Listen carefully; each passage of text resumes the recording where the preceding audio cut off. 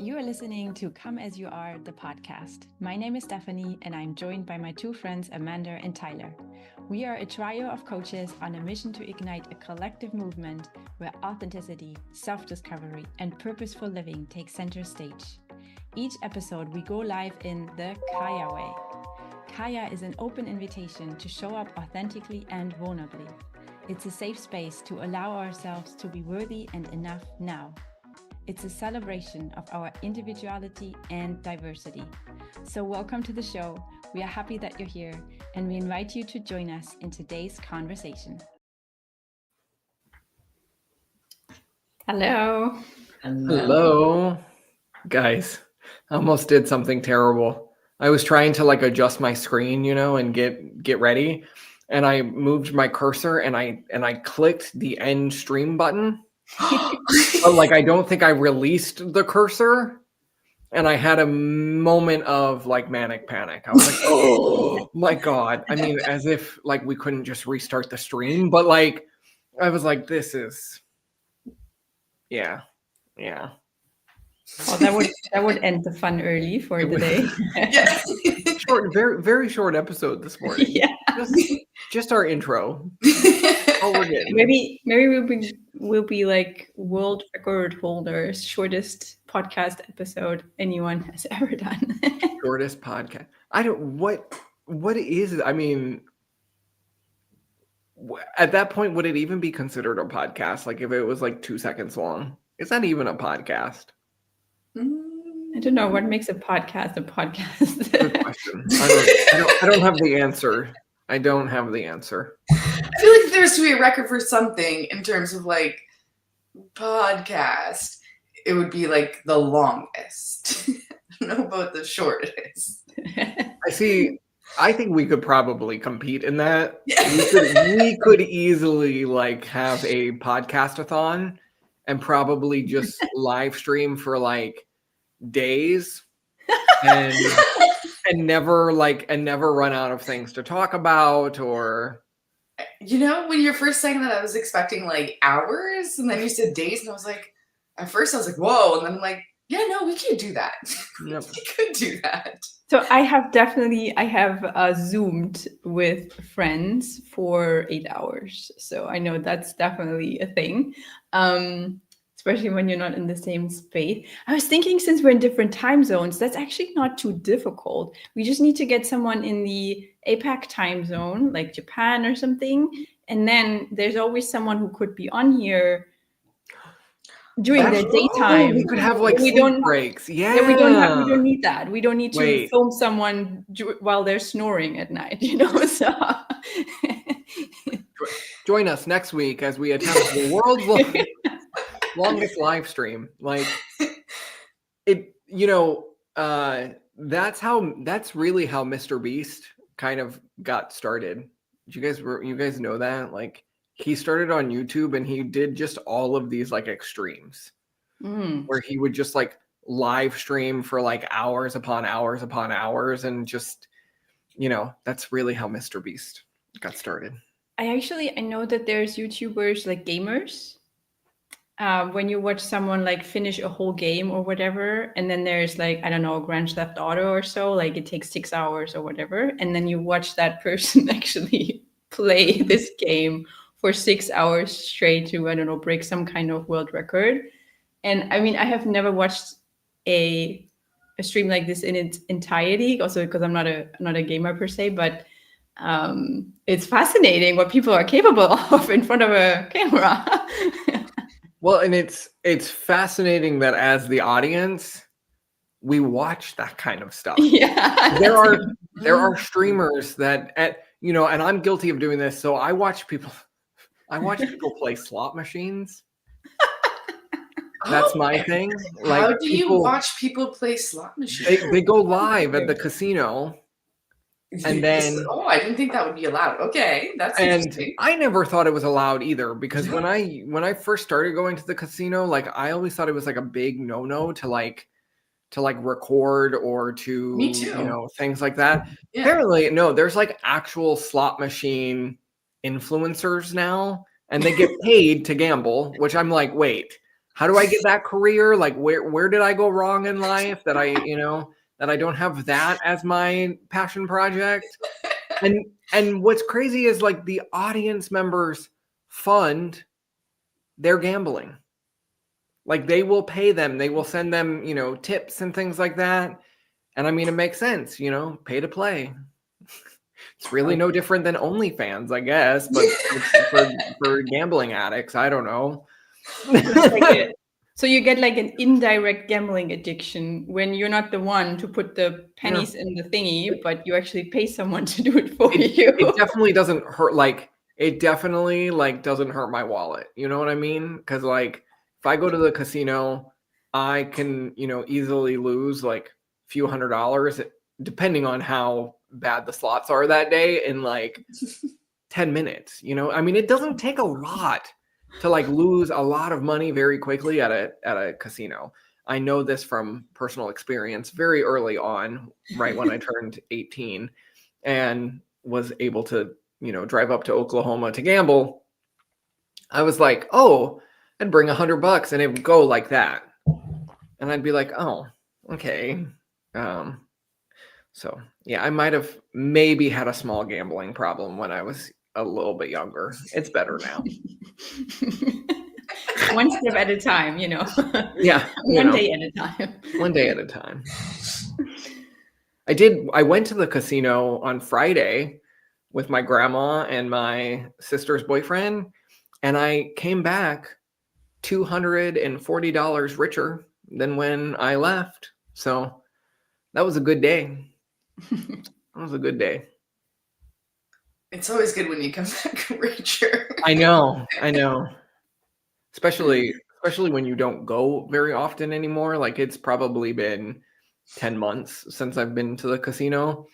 And so it was like, haha, I screwed you guys this time. I always feel like I've been not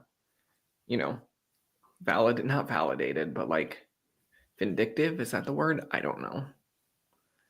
It's like a successful feeling. I feel like you feel good. Didn't just like throw your money away. You got a fraction of revenge.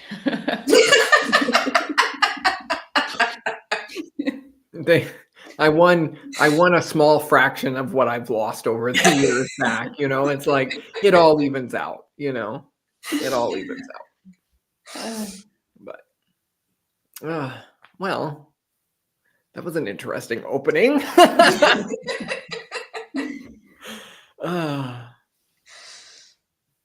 Yeah, apart from former gambling addictions, what's your Kaya vibe today?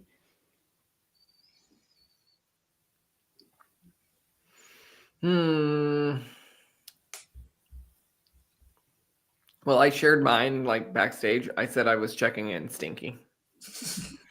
And you have to explain because every like I always do the gym Monday mornings and then I come straight into the podcast, and so I'm like post gym sweaty, and it's like humid in Texas right now, so it just adds to the stinkiness that I'm feeling. It's like that muggy, like humid swampiness. Like I'm checking in stinky and swampy.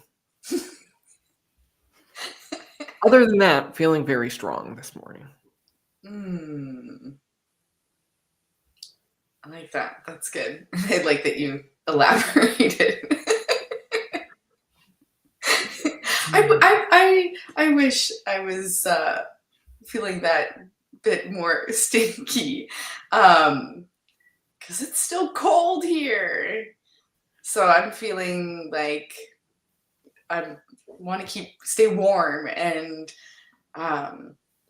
bury my nose in a book and just relax and slow down. Yeah, that's where I'm at today. How about you, Stephanie? This is actually the first time, look, I'm sitting here in a t-shirt. This is like the first episode this sort of like spring summer season that it's like, ooh, it's getting warmer. So very different over here. And I think that mood you were describing, Amanda, I had that over the weekend. I was like so down and had a bit of a headache, migraine thingy going on, and just like no energy whatsoever. And then thankfully I got a good night's sleep, and now I feel like, yep, ready to tackle life again. But I definitely also have this overall sensation that I want to slow down. Like my body keeps telling me, go to the ocean, go to the water, because that always calms me down. So I'm like, oh yeah, I need that. Like I need a weekend away somewhere where I can kayak or whatever. And and just like I don't know, like I think my dream vacation right now, if I were to go today, would be just good to go to the ocean and watch the waves crash for like 8 hours straight. Like that's something I could totally go for right now. Yeah. Can I come? Yeah. Sure. Yeah. Let's meet at the Baltic Sea and just have a good time together. Let's make that our first Kaya, outing. We'll just all go stare at the ocean for 8 hours, and we can put on a live stream for people. Exactly. Watch with us. Come watch the ocean with us. I always, I think in a next life or so, I will be like someone who just sits there and does like nature live streams all day, because like that is something I totally dig. Just watching, I don't know, like a moonscape or waves crashing somewhere or rain falling down or whatever. Like, oh, that would be so cool. I could get into that. I could get into just like unplugging and like slowing down a little bit. This weekend I also was very tired. Like Saturday, I felt like I had no energy. I had no momentum. Like I went to the gym and I was like, I'll do my little workout. And then I got home and I was like, that's it. I'm done for the day. And I sat on the couch and did nothing. And I was like, oh, I needed a day of nothing, And it's nice, but I could use a day at the beach where we just watch waves. It's so therapeutic, right? Yeah. Totally. Okay, so let's meet up next weekend. Next weekend, make that happen. Let me check the flights. Oh, God, how hilarious would that be if next Monday we're really all sitting at the beach together? I wouldn't be mad. I'm okay. Sometimes I miss my flight attendant job just for moments like this, because I would have, Stephanie, I would have been like, yep, let's go. I'll meet you there, because you fly for free. Well, yeah, now you're really making me like, okay, let's check the flights. Let's just check out the prices. Just for fun, it's just for fun. Just for fun. Because also, like, in my mind, I don't know why, but different beaches have different vibes for me. Like, it's not the same to look at the Atlantic Ocean than it is to look at, like, here in Germany at the Baltic Sea. It's just not the same. And I remember when I was in Florida once, and I don't know if it was because I was so tired overall, but I really felt like the magic, the energy of just standing there at the beach and taking it all in. And then when I was, for example, in Cape Town, and I was like watching the waves there, it was like more of an energizing kind of vibe that I got there. I don't know, it's so hard to explain, but the different beaches and oceans, they have different energies. And I don't know if it's my state that is making me feel that, or if it's really, no, I really do think that the different oceans have different vibes, or the beaches have different vibes. Yeah. Absolutely. Is there like, I'm very curious now, is there like a dream beach that you want to go see? All of them? Yeah. I like that answer. Yeah, definitely. I don't know if I need to see certain beaches in Australia when the sharks are like you know, they want to check you out at the beach. So I would, you know, keep my distance. I've seen videos. But no, but other than that, yes, I totally want to see like lots and lots and lots of beaches and oceans. It's just so magical. No. But actually, these days, and this is actually what I wanted to say earlier, I don't feel necessarily pulled to go to the Baltic Sea, which is like my closest beach. I feel called to go to like a more tropical one, like, I don't know, in Florida or somewhere more south. I don't know why. Just my body tells me, nope, the Baltic Ocean might not do it for you, even though it's closest. Weird, no? Like, I don't know. I don't think so. I want to go see like the pink salt beach, you know, that you see all the time. Mm-hmm. Like, I'm like, that's got to be so cool to go see, like, just like a whole pink sea lake beach area. Like, that's on my bucket list. Oh, nice. Amanda, what's on your bucket list? Bucket list. I wasn't kidding when I said all of them. That's my answer. I'm sticking with it. No. I get that. I mean, I also have like every place on this world on my bucket list. But like, is there one that you want to see next? Like, do you have anything that is calling you? Is there something on top of the bucket list? I don't know. Nothing. I guess specifically. I guess I've always really wanted to visit Greece. That's for me, like, definitely on the bucket list. But I'll take any beach. Like, the beach for me is actually one of my favorite places. Like, anytime I really feel like I need to recharge or just get grounded, there's something about the beach for me, like the water and just how, like, you're meeting the edge of the land, and there's just so many things, like, and I always like bring my journal and a book or something, and it's like a little piece of peace. Like, there's just something really healing to me about being at the beach, and I feel like I'm like, I don't know, there's something therapeutic about being at the beach, you know? I feel that same way, but for me, it's like in the mountains.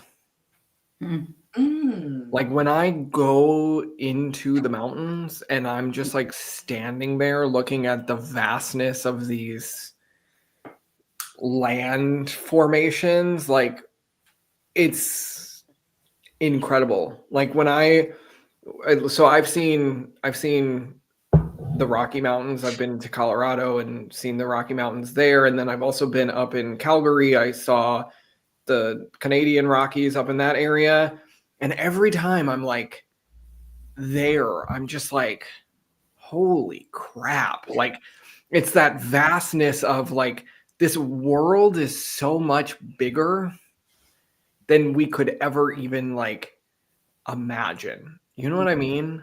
And I just feel this, like, this energetic, like, it's very, like, to me, it's very humbling when I stand next to a mountain and I'm like, oh, I'm this big compared to, you know, the mountain. And I feel that same kind of energy when I'm at the beach too, and I look at the vastness of the ocean, and it's like, we are this big in the grand scheme of the world.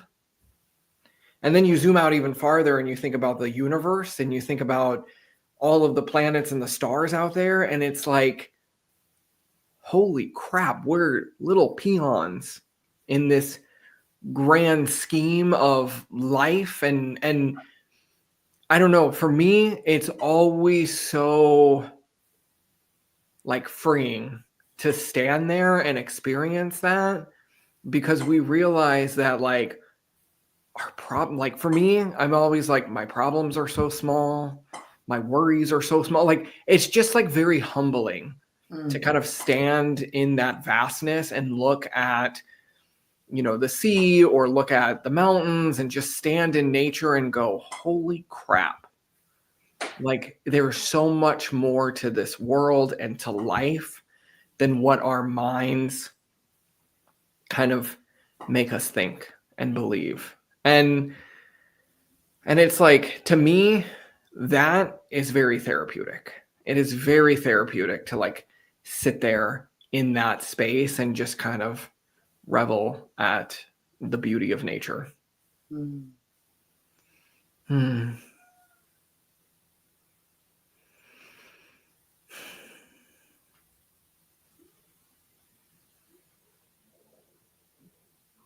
Like taking myself to the beach, visualizing like, just that, or the mountains, whatever it is, and we all have our own places and spaces. And I think even like,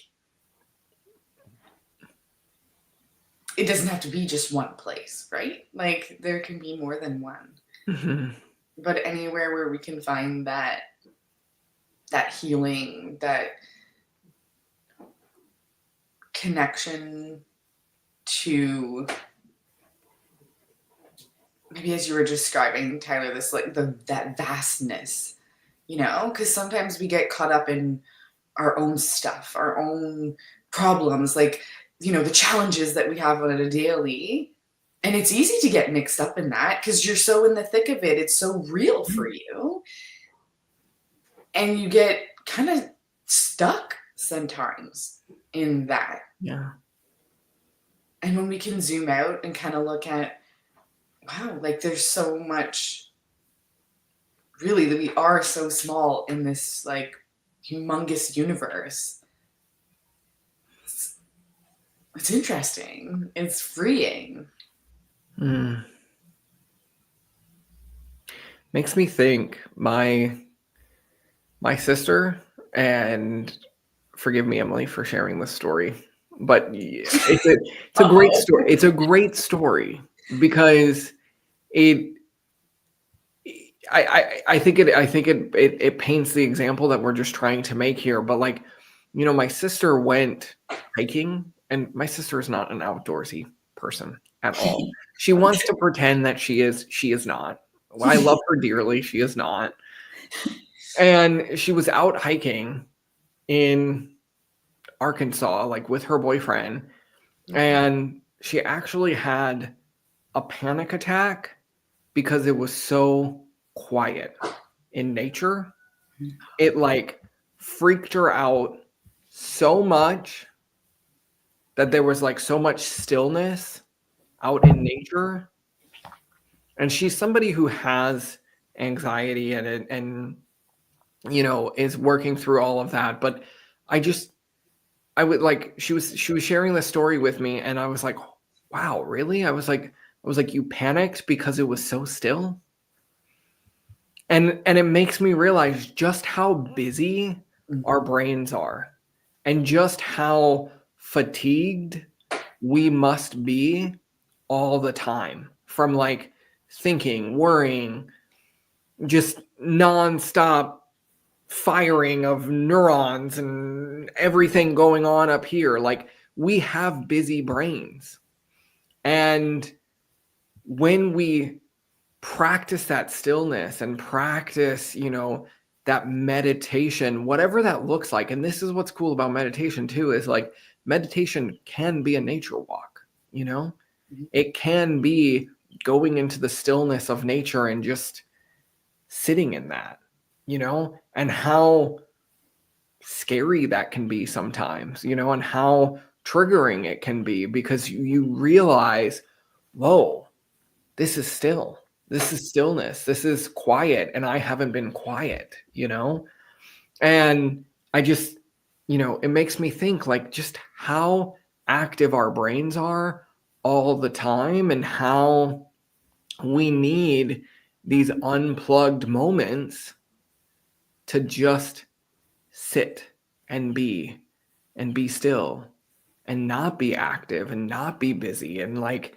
we've got to find that balance between being productive and then the stillness, you know? And it's a beautiful like yin and yang kind of energy.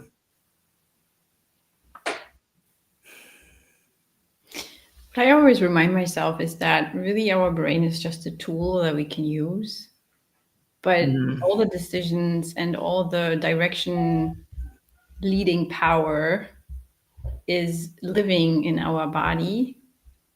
And I think that's something that we often forget, that we think we have to think our way through decisions, through situations, through struggles. But that, like what you described, Tyler, with getting still, I think means for me to feel, to let go of the thoughts. And I think this is why we can so marvel at the beauty of the ocean or the mountains, is that is an invitation to do just that. It's just, there's nothing to do. It's so beautiful. And you're there to just be an observer. And maybe you ideally left your laptop or whatever at home. So there's nothing you check off your to-do list. And then there's space for you to actually feel the feelings. And I think this is why, at least I feel so called also these days to do that. And I don't even have to go to the ocean or travel somewhere far. I can do this also here in my local forest, or just go to a lake here. And I think this is kind of, it's not the same thing for sure, but it's doing the trick to let go and allow the feelings to come forward. Because in my opinion, they should be the guide, the compass that leads us, not the thoughts. I mean, we can make our pro and con lists and do all these things. For me, at the end of the day, it's about eliciting the feelings that I have towards something and base my decisions or my next moves based on that. And that actually helps me. And I think this is why I have this, why I feel so strongly about that being in nature is so essential for us. Get out of the busy brains and into the body.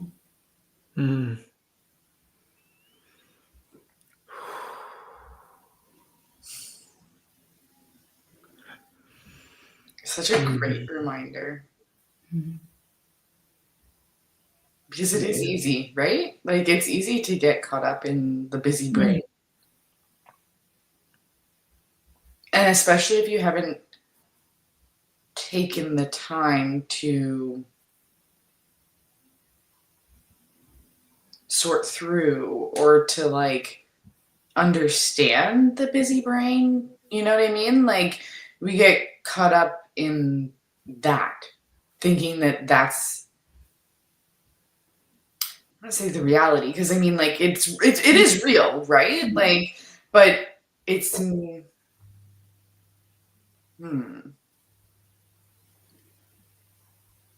it's not.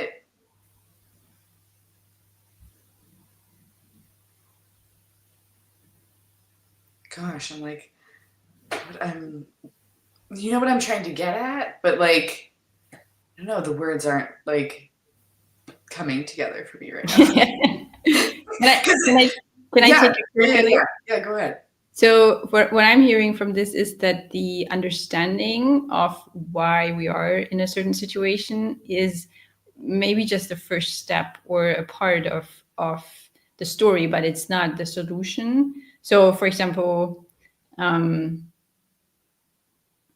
I help women with emotional eating and they struggle to, they sit there in the evening and they eat their chocolate and their pizza and whatnot, and they just can't understand why they do that.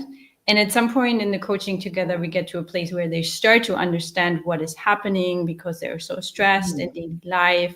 And then they are starting to see it. So while it's happening, while they are grabbing their chocolate bars, they are all of a sudden realizing, oh, yeah, of course, I've been so stressed today. So now I have a understanding appear of of why I'm doing what I'm doing. But just the awareness is not enough. Like there needs to be more. And this is when this integration piece comes in, where we gotta figure out, okay, so there is a lot of forced communication from the brain to the body. So this is what I know logically. You can only eat 1,000 calories a day and I want you to lose the weight, so don't eat more. So there's a lot of forced communication from the head to the body. But that's not working because the body's like, I don't care, right? So it's only like receiving a fraction of what the brain really wants.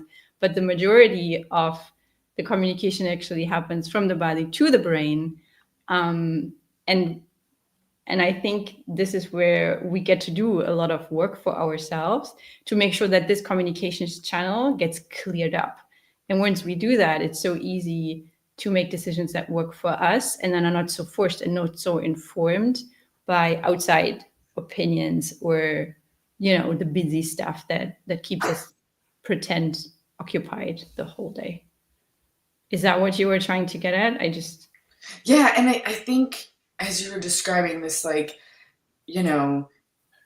when the unconscious becomes conscious. Mm-hmm.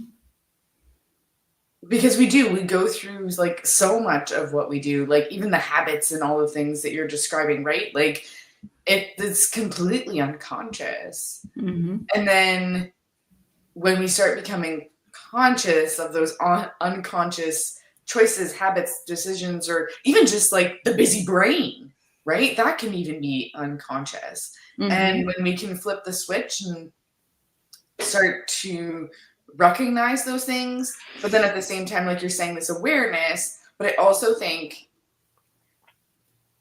we can get caught up in that.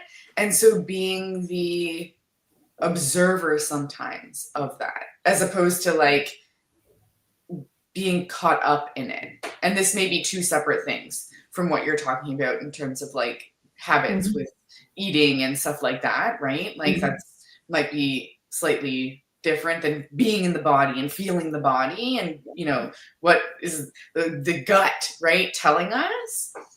But I do think that there is so much power when we can step back and be the observers and reflect and just watch ourselves, or even just watch your brain think. I don't know, I find that so fascinating. I love to like sit and watch my brain think, It's my favorite hobby. Okay, so wait. So next week we are obviously going to be at some kind of beach and doing a live stream. And please expect for the week after we are going to watch Amanda think. Stay tuned.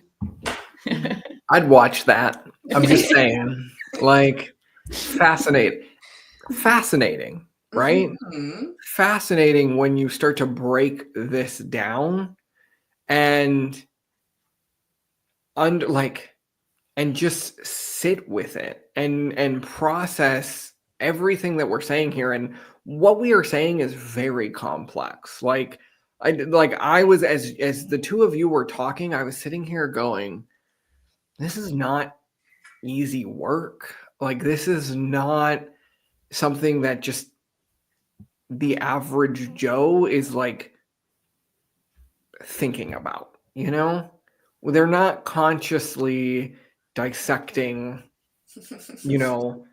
what we're discussing here about like detaching and observing and then reflecting and then embodying and all of these kind of things. And what keeps coming up for me is this like yin yang energy where we have to find the balance between awareness and action, the balance between conscious and unconscious. You can't be conscious 24/7. You know what I mean? Like, just think about how exhausting that would be if you were completely conscious all the time, hyper aware all the time.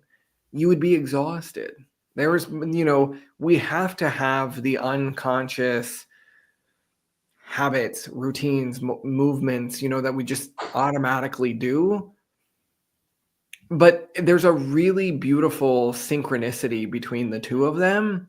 And again, as you start to become aware, and in my words, like, awareness sparks action, because once you are aware of what you're doing or not doing, you then have the power to take an action, to change it, to do something different, to, make a different choice or try something new. Like, and that's, to me, where your power comes in, the power of choice. But you cannot choose something unless you're aware of it, And this is like the hard work of, like, that we're constantly talking about, like going to look in the mirror and, like, ask yourself, what don't I like? Or what do I want to change? What do I want to make different? Where am I not happy, or whatever? And then sit with that. And it's very uncomfortable. It is very, very, very uncomfortable to point out, the areas of your life that you're unhappy with, And, like, but when you have that awareness and you take that step to reflect and to, really get honest with yourself, you're going to have this awareness, which you can then turn into action, and you can choose something different and you can do something different. And again, that's where your power comes in. And this is, like, really hard work, and this is really hard work that you don't have to do by yourself either. You know what I mean? And I think we had started this journey. We were going to talk about therapy today. We were backstage and we were like, we should talk about therapy. And, like, I'm just going to bring it in now, because what we're talking about, this, like, awareness, this reflection, this whole kind of process, for me, I did a lot of that in therapy. I spent a lot of my time on my therapist's couch, sitting with these questions, these thoughts, this awareness, and then making choices to say, okay, what do I want to do different? And this is not about perfection. This is about progress. This is about every day building momentum and, being 1% better every single day. Like, it doesn't happen overnight, and it's very unsexy work, as I always say, but this is the fun stuff. This is what geeks us out. Like, look at us. We're like giddy school kids. We're like, ee! And I love that you're bringing in this, that it doesn't have to be alone, right? Like, and this is why I love that we've created this space so much, because it is in community too, that, like, that uncomfortable or that difficult can feel more comfortable, or not even that, the goal is comfort really, but that you can find peace, or that you can even, like, get out of the busy brain and, like, you just, it's like word vomit, right? Like, just let it all out and kind of, like, have a deeper understanding. Like, there's so many times where I've had, like, thoughts that swirl, like the same thought over and over and over again. And then bring it to a friend. I bring it to a coaching session. I bring it to my therapist. And suddenly there's, like, this new, and I've thought this thought for, like, a long time. And I thought I knew, like, what this thought meant. And I thought I knew what I thought. And then suddenly I'm having this conversation and I'm realizing there's new layers, or there's another level of depth to that thought that maybe I never thought of before, that comes out in the conversation, or comes out that the other person is like, well, have you ever thought about this? Or have you ever considered that maybe this? Or, and then these, like, new connections are made. And I just think that also is so amazing, right? When we can have those spaces for ourselves. And I think bringing, like, this, it doesn't have to be so isolating. It doesn't have to be just you against the world. There's lots of support out there, and I'm just super grateful for the support that I have in my life, because so I'm gonna think, no, I know I wouldn't be where I am today if I didn't have that support network. And do you know what and I don't know why this is hitting me the way it's hitting me right now, but like I'm recognizing that none of this would be possible if we didn't have slow down moments. Mm-hmm. You know? And if we didn't have intentional like rest periods. Mm-hmm. And I don't know, like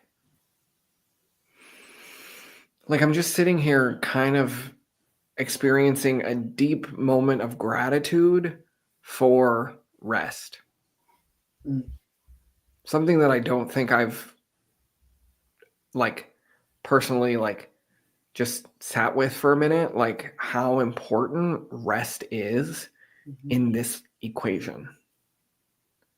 Because if you are constantly going, if you are constantly moving, if you are constantly like in action, it's impossible to be in reflection. And you need both spaces. And I'm just having like a massive like epiphany here, thinking about even my workout journey and about how like I've been going pretty hard recently and my body feels the fatigue. And the body knows what it needs. The body knows, what's best for it. And like, it's just screaming like, rest, slow down, like, and I think, again, because we are just so in it all the time, we don't always have the awareness, and we don't always have, because again, this is what makes us humans, like we don't always have that insight to be like, hey, it's okay to rest. It's okay to, slow down. It's okay to admit, that you're struggling with something or that you're challenged, and again, find safe spaces to work through all of that, and I just, again, have to just say, I love reiterating what Amanda has said, the space that we've created here, because this truly is a reflection space. This truly is a safe community to slow down and to sit with some of the big questions, the big thoughts, the big feelings, and just let them be. Let them be what they are. That is the whole come as you are energy. It's like we don't claim to have things figured out. We don't claim to be perfectionists. We don't claim to be masters. We are students coming to the table to discuss and reflect. And that's really cool and beautiful. Something that I want to share here as like my last thought for today for this is a story that you actually shared, Amanda. I don't know if it was live on the podcast or behind, but you just put exactly this topic of like space and rest in this metaphor of saying that a song or music is essentially noise with rest in between or space in between. And I just, I don't know, that metaphor just blew my mind when you said that. And I don't know, I still think about this so often when we talk about rest. So I just wanted to throw this in here, that there wouldn't be any beautiful melodies without space, without rest in between. So yeah, that's what I'm checking out with today. It's just, rest is great. Rest is what makes life beautiful, actually. Yeah. Mm. Okay, so while we're on the beach, we're all going to be taking a nap. We're going to be listening. The sound of the waves are going to put us gently to sleep. And rest in the sun and in the salty air, and just breathe it all in. And just be very present. You know? And it's very powerful to be very present.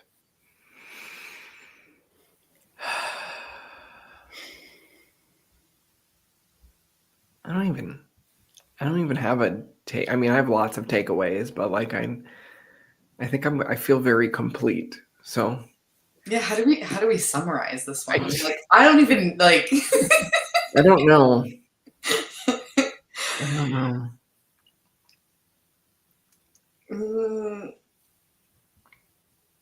Maybe this is just that like external reminder of the importance of the pause, the importance of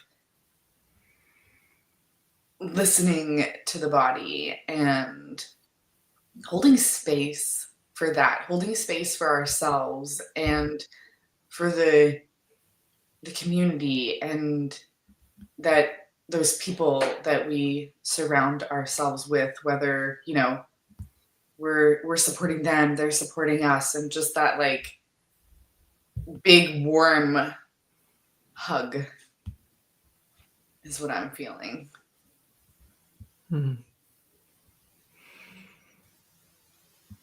Sending out all the gratitude. Can we end with like a little heart? A heart explosion? You mean a swoosh? Yes. Explosion. I don't want my heart to explode. We don't want the heart to explode. That could be deadly. Literally. Okay. No. Yeah, we're not going for that, but we are definitely sending all the love. Sending a lot of love out to the world with this. Ready? 3, 2, 1.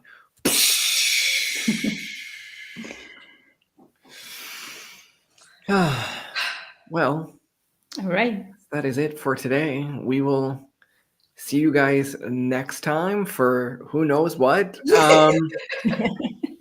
Yeah, have a wonderful, wonderful Monday, and be sure to rest this week. Thanks, everybody. Happy resting. See you next time. Bye. Bye. Thank you for listening to Come As You Are, the podcast. You can follow the show on Instagram at Kaya the Podcast, and on YouTube and Facebook by searching Kaya the Podcast. If you haven't already done so, please help us keep the conversations going by subscribing, rating, reviewing, and sharing this podcast. And be sure to join us next time for another deep conversation.